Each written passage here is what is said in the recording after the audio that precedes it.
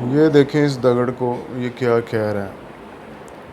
PTI जो है वो मतलब बिल्कुल ज़ीरो करवा के भी इन लोगों को जो है वो भी इनके दिल को सुकून नहीं आया, इनको राहत नहीं मिली। अगर कोई शख्स सही तौर पे मुनसिफ़ाना और अक़ल और शऊर के साथ अगर तहकीक करे तो पीटीआई की बुनियादों में जो लोग बैठे हैं ना, उनमें एक ये साबर शाकर है। साबर शाकर है, रोज़ाना झूठी ख़बरें, और कायदे कौम यूथ भी इसको जो है वो बड़ी मोहब्बत से मिलते थे। बाकी दीगर जनाब जय्यद सहाफ़ियों से जो है वो मुलाकात नहीं करते थे, इस दगड़ को जो है वो स्पेशल टाइम देते थे। और झूठ जो है वो इसको इस पे बिल्कुल ख़त्म है। ये ऐसे महसूस होता है कि ये इसने जन्म ही जो वो झूठ के लिए लिया, और ये झूठ सवाब समझ के बोलता है।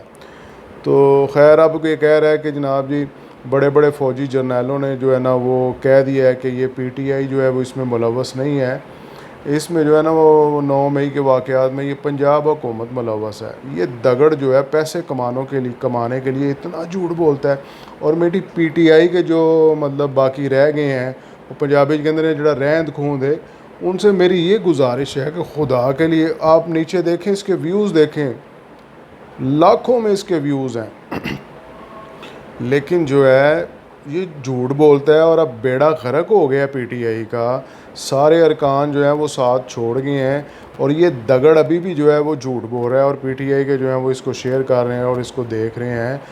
ये सिर्फ पैसे कमाने के लिए ये एक झूठा शख्स है। खुदा के लिए आप जो है इसके जो है वो बहकावे में ना आए, इसकी बातों में ना आए। जो भी है 9 मई का जो वाक़यात हुए हैं, इसमें पीटीआई के लोग जो हैं वो मुलव्वस हैं। जो आपने प्रोपेगेंडा किया, आपने कहा कि ये एजेंसियों के बंदे हैं, वो भी बाद में पीटीआई के लोग साबित हुए।